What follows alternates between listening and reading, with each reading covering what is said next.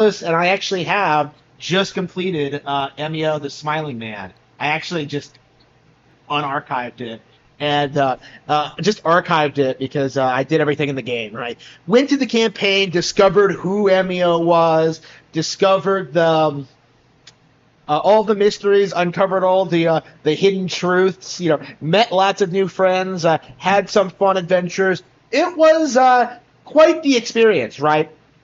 And Sakamoto was not kidding.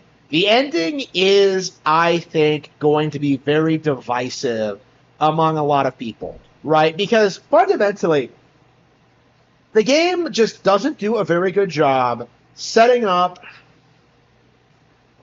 the situation, right? It doesn't have all that great pacing. It spends a lot of time building up a lot of characters that fundamentally don't really mean a lot to the plot. Now, they do tie into Emio's story in a very engaging, interesting way, somewhat, but it's very drawn out, very long, and honestly, a lot of it feels kind of pointless, right? To me, going through Emio, it reminded me very much of going through The Girl Who Stands Behind Again, right? Where it has gorgeous art, reasonably entertaining characters, it has a reasonably good setup, and yet it just doesn't do enough to really make a really good mystery novel. Now, is it decent? Yeah, it's fine, right? It's reasonably entertaining. The characters are likable. There are things to enjoy about the game. But when you just compare it to the really, really good high water points of the adventure game genre, Ace Attorney, I think, is kind of the benchmark of this kind of thing. It just falls way short, right? Because the characters are interesting. Yeah, they have a lot of good moments. Yeah, they have interesting stories and backgrounds and relationships with each other. This game does have a lot of characters that all have really good voice actors and just really sell a lot of key critical scenes. But what it fails at doing is tying it all together in a cohesive way, right? The big problem with the ending is that it requires an epilogue to explain everything that happened behind the scenes. The stuff that you don't necessarily know about. The ending just kind of comes out of nowhere and you're just expected to go with it, right? And it just I hate to say it ruins certain characters, but it does this thing where it just kind of expects you to ignore everything you've been told so far and focus on what we're doing now, right? And the direction they chose to take with this, it's really interesting because all of it is perfectly functional, right? The issue is how the story was told, right? The story, I think, focuses too much on the wrong people, right? There's too much padding. There's too much character building moments. There's too much emphasizing things that literally do not matter. And at the end of the game, we just kind of rush through and uncover certain situations, tie things together by a really strange series of coincidences, right? It just feels as if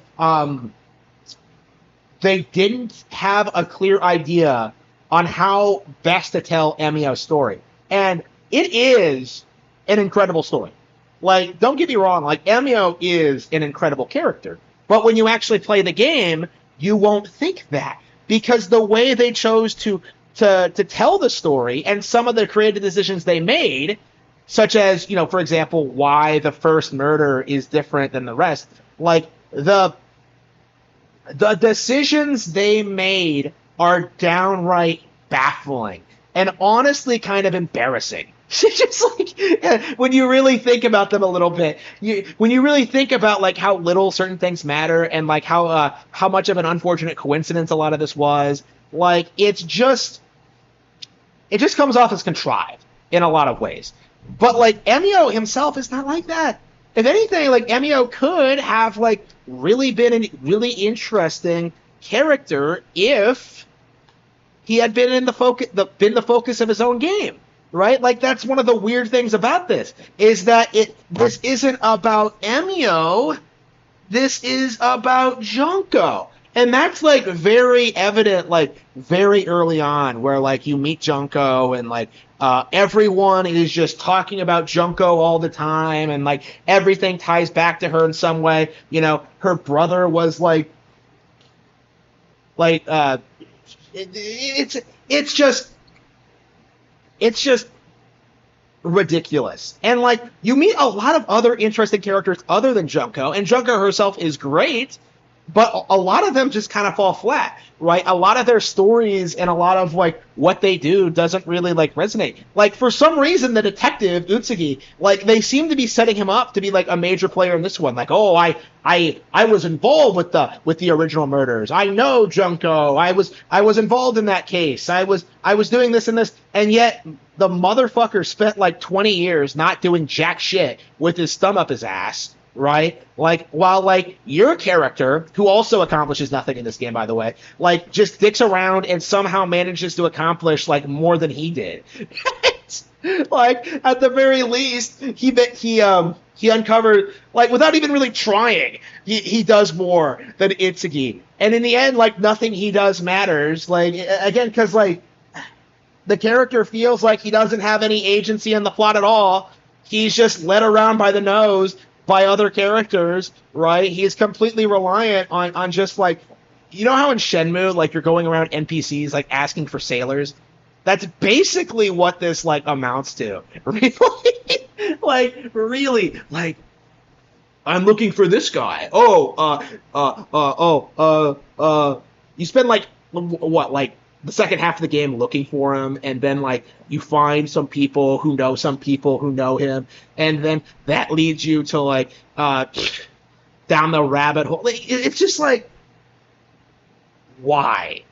Like, why did they do this? It just doesn't work at all. And like this was my concern going into this, is that I 100% did not want Yoshio Sakamoto working on this project, right? Because I know that Sakamoto, for some reason, keeps trying to do serious screenplays, right? He tried to do Other M, he tried to do, like, The Missing Heir, he tried to do this. He keeps trying to be a writer, and he fails, right? Like, every single time, no matter what the game does well, no matter what, like, it excels at, like, it always falls flat because of Sakamoto's bonehead decisions.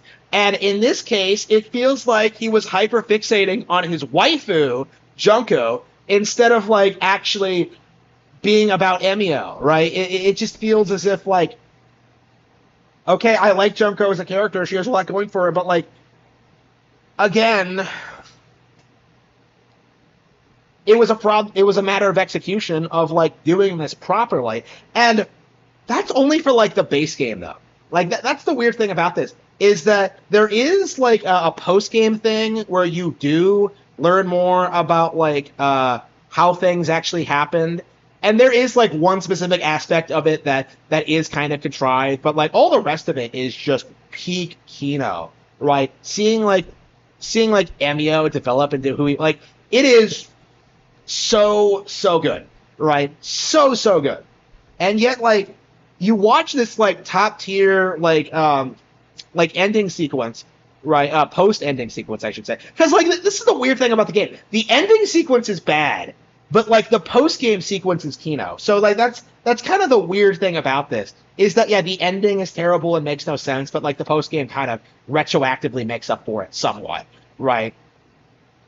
Like, best thing in the game by far, I would say, is the post-game sequence. But, like when you watch the post-game sequence and you see all these, like, Kino moments, like, play out, you're just kind of like, why did I not uncover this organically throughout the game? Why was Itsuki doing this off-screen while I was dicking around at junior high schools and, like getting involved in, like, things that literally don't matter, right? Like, again, it's just...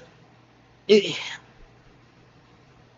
game just doesn't have a good enough story for what it's trying to tell, right? When you compare it to like Ace Attorney, like what do you get? You get like complex characters, you get these insane situations, you get variety, you get multiple mysteries, right? You get multiple antagonists, You get like themes that get built up throughout the game. You get like overarching characters. Like that's another thing about this is that like Ayumi Tachibana is hyped up to be like playable for the first time in this game, right? She's hyped up to be like a major part of the investigation.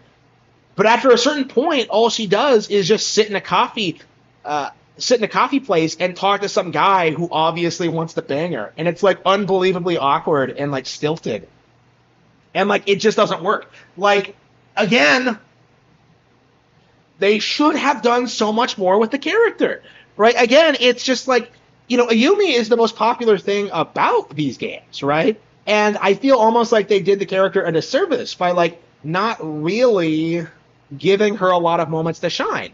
Like her big highlight moment in this is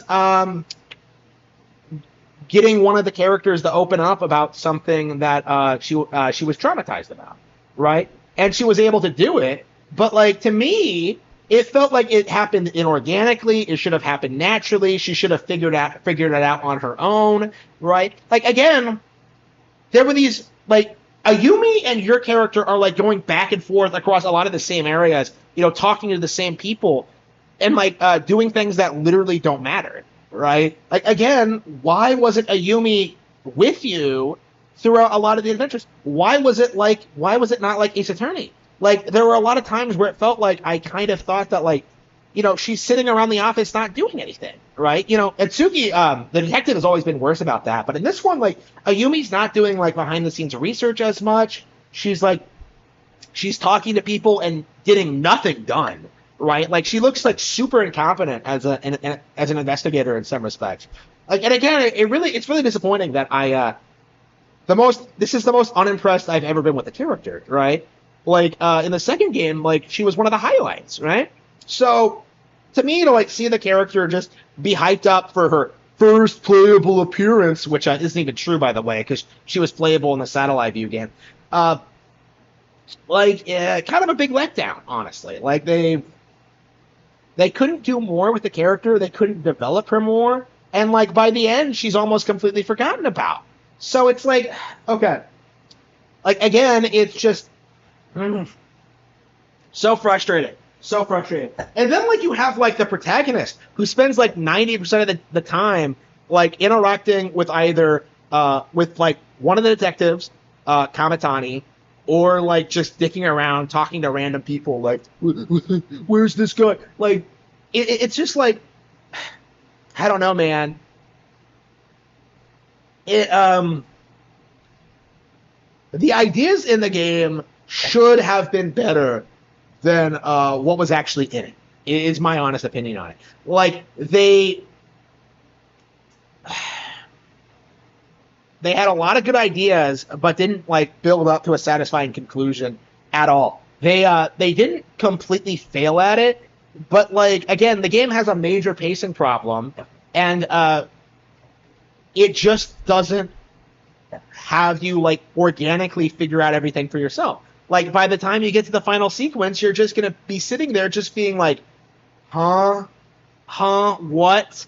Like what is this? Like really, it's insane. It really is positively insane.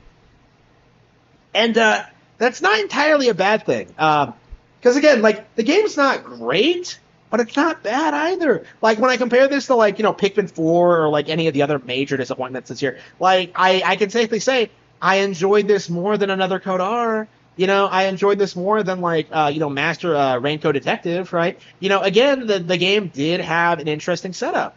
The issue was that like how everything tied together just fell kind of flat for me, right? Like they really, really needed to look at the script and like really cut down on what didn't work. Like to me, I don't think like the junior high segments like really added a whole lot. Like I don't feel attached to any of the characters. All of them are pointless, especially Kohei. Well, not so much Megumi. Megumi's fine. Megumi like is legit like the only character of any substance in that like part of the story. But like everyone else is just completely pointless. Like Emio himself, weirdly enough, doesn't get a whole lot of development, right? And there are just certain aspects of the plot that just kind of fall flat. Like again, they could have made something really compelling and interesting here. Like they came very close. I think that I think the ending sequence, the post game sequence, more than anything, kind of demonstrates that. But when you look at the game as a whole, yeah, it unfortunately did fall rather flat. They could have done a little bit better with what they had, and it's very unfortunate. But that's how it is. Unfortunately, not one of this year's best.